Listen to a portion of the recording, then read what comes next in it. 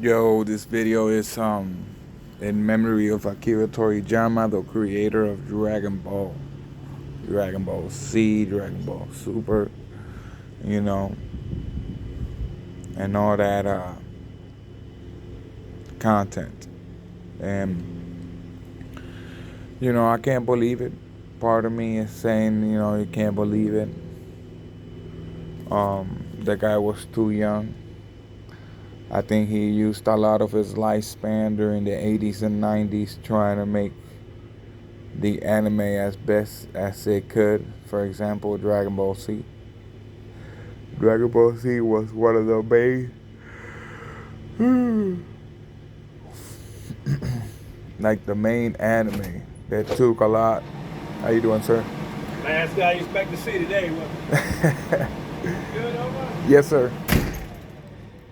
It took a lot, during my younger years as I was growing up. I remember watching on Cartoon Network something called Toonami, and at 9 o'clock, that's when Dragon Ball Z used to play, and we was watching that, watching the video of the TV show, which was only like 30 minutes, and during that time, I remember when I started watching it, I believe, if I'm not mistaken, I believe it was during the time of Vegeta versus Goku, when Vegeta came to the planet Earth for the first time, and they was about to go at it. They was about to go at it with each other when it came to, no, wait, I'm lying. It was when Vegeta first came. No, wait, before that. When Raditz came to planet Earth to get Gohan. That's when I first started watching it, I believe, if I'm not mistaken.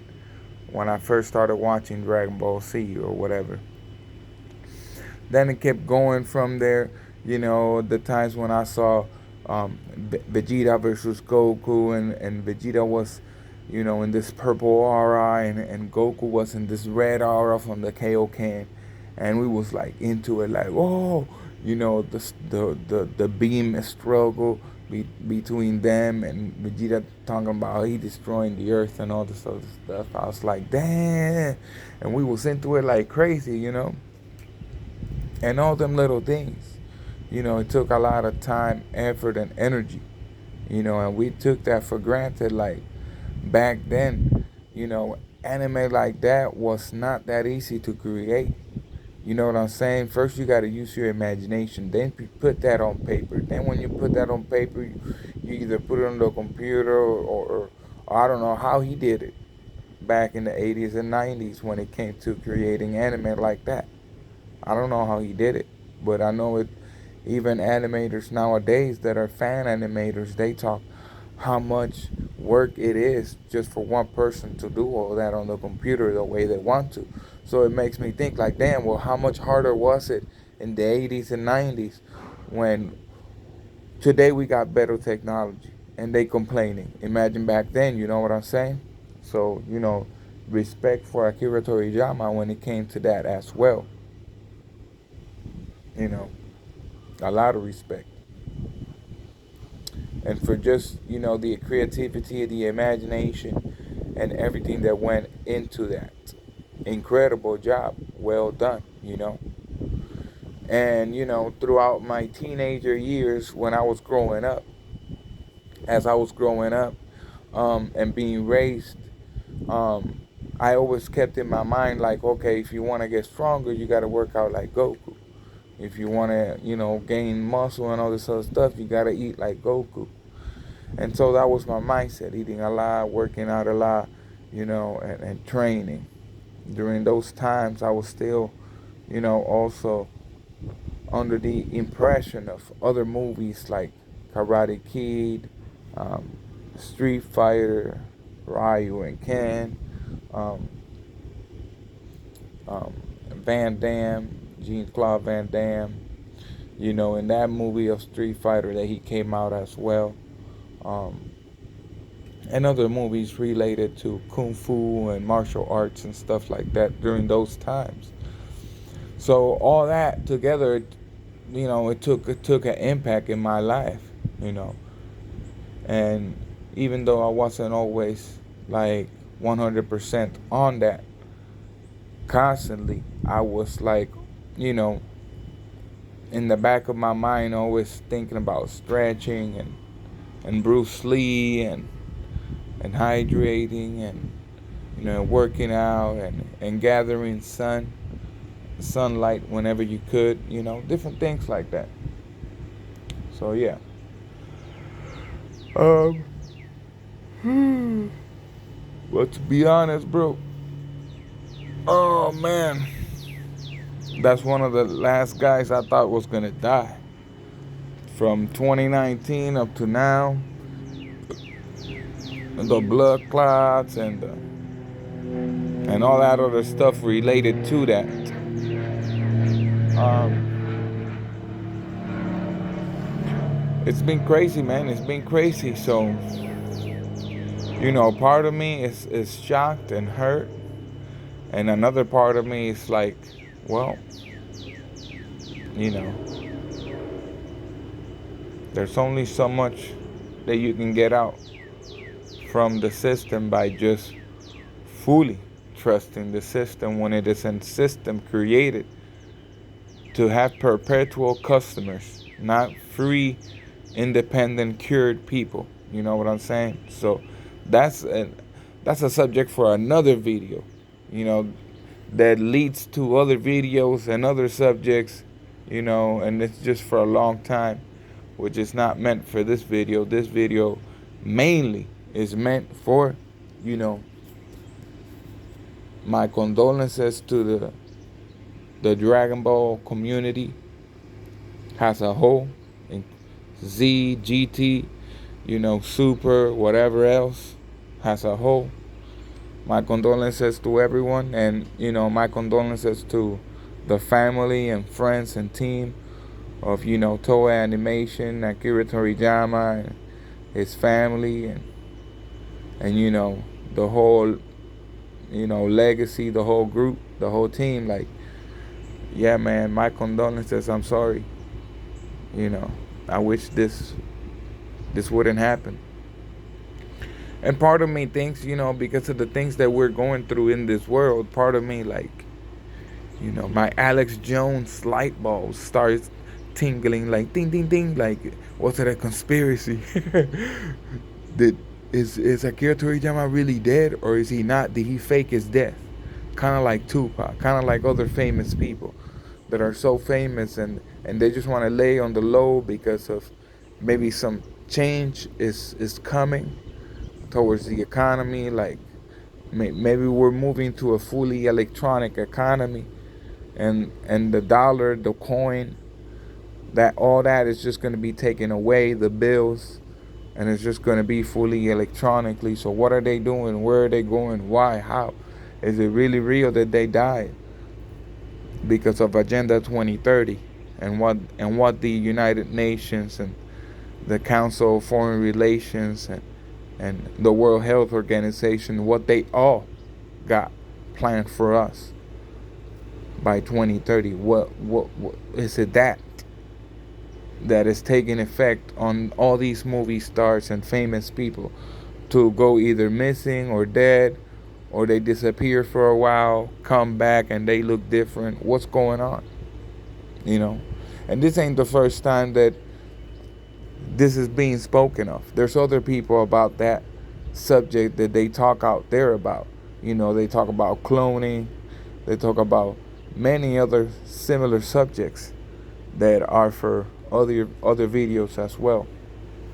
But today, I'm just in shock. I still can't believe it that Mr. Akira Toriyama died. Like, it sucks, man. It sucks. It really do. It really do. And I can't believe it. I can't believe it. And with that, man, pretty much I'm done. I don't have nothing else to say. I think I said it all from my side of my life. He took a heavy toll. He took a heavy toll in motivating me into molding me in who I am today, my mindset when I was working out. You know what I'm saying? Thinking about Goku traveling through the snake way, training so that he can learn the Kaioken with King Kai and other stuff, like the spirit bomb.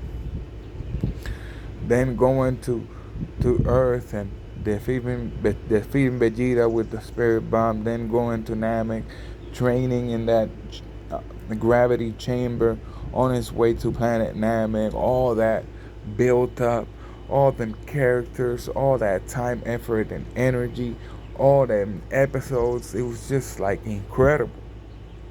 There's no comparison to that. That feeling, that emotion when you seen that, man. You know what I'm saying? And for the people that have not seen that, I recommend you to still see it. I don't care how old is the anime. Go watch it today. Dragon Ball Z, when from the point where he was dealing with Raditz all the way up to Frieza saga. And with that, then you draw a conclusion. You know what I'm saying? Because to me, that was the best right there. You know what I'm saying? That was the best right there. Dealing with the Guinea Force and the song. Jace,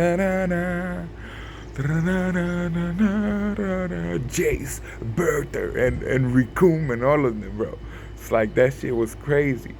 That shit was crazy. And then when Captain Ginyu busted out of nowhere talking about changing bodies. Time to change bodies. And he did that shit, and I was like, damn, this was unexpected.